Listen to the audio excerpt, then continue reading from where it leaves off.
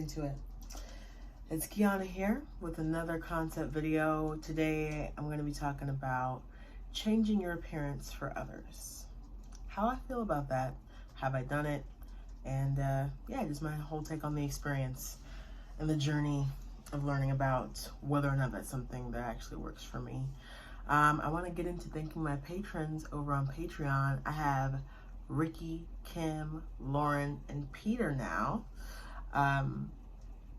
My newest patron, welcome Peter. Yeah, let's get into it. So, the earliest time that I can remember, like, where I was like aware that I did something for someone, I mean, probably earlier than this memory, honestly, probably like elementary school or middle school, but I think the first time I can recall somebody other than like maybe my mom telling me like, hey, I like when you do this better than when you don't do it, so therefore you should do what I'm suggesting because I'm in control of you. My first boyfriend, when I was 15, well, that's when we started, but I don't know, it had to be maybe somewhere around when I was like 16 or 17. He told me that he liked my hair better straight, and then he liked me better with contacts than with glasses. And yeah, I used to get my hair chemically relaxed. I used to have a lot of hair, if you didn't know. I used to have huge curly afro, and it's gone now, as you can see, because I shaved it off 4 years ago. But yeah, like I remember, you know, my hair was chemically relaxed from like a really young age, younger than you're supposed to chemically relax your kid's hair, but like 6 maybe to like 17 when I stopped doing it. And so yeah, occasionally I would let my hair be natural in between, and my mom complained about it being hard to manage and being nappy and being this and that, and my boyfriend at the time was like, yeah, I like your hair better straight.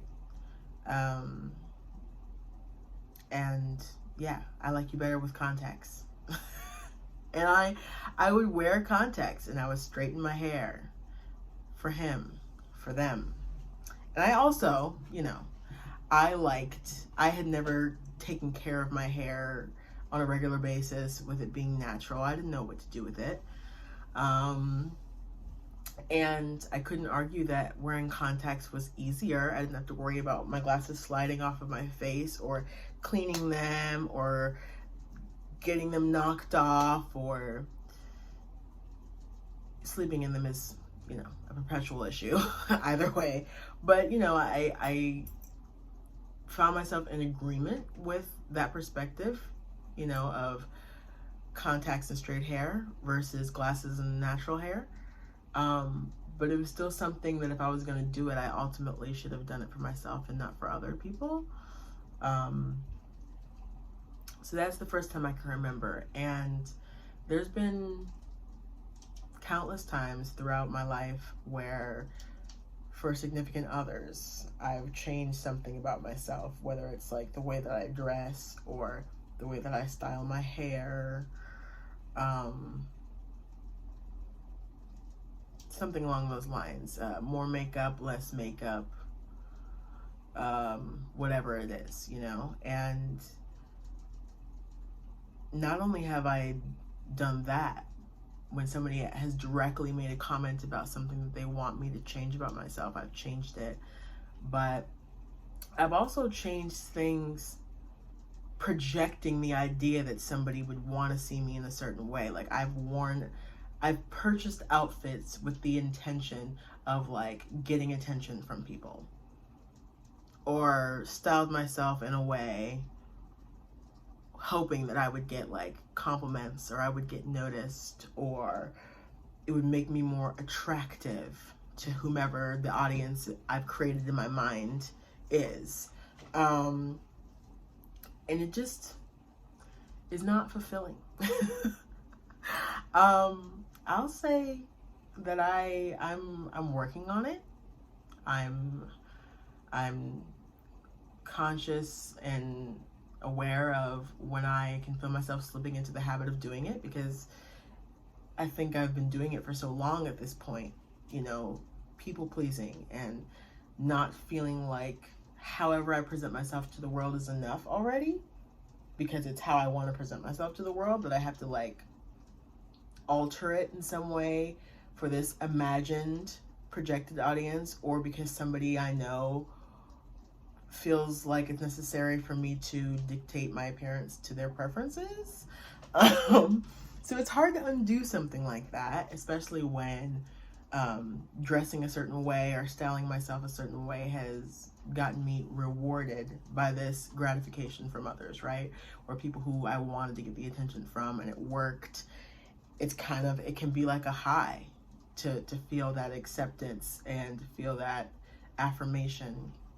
So it's kind of hard to let go of that.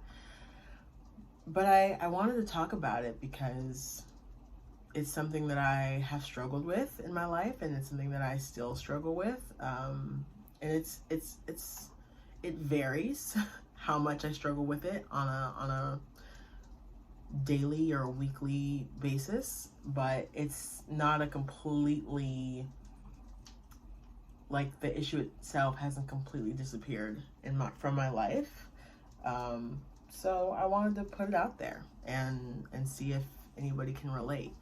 And my stance on it, if you can't already tell, is that you should not, as a person, or rather I've chosen to like really hone into that voice, and I challenge it, and I put myself in uncomfortable situations sometimes where, like, should you be wearing these booty shorts to run in? Yeah, because you want to wear them, and so why are you concerned? Wear them. Should I not wear a bra to the store right now? Don't do it. And I'll still be uncomfortable at times and be like, oh, people are looking, they can tell. It's like, most of the time people are not looking or thinking. I'm not like a blip on their radar. Like, they don't care.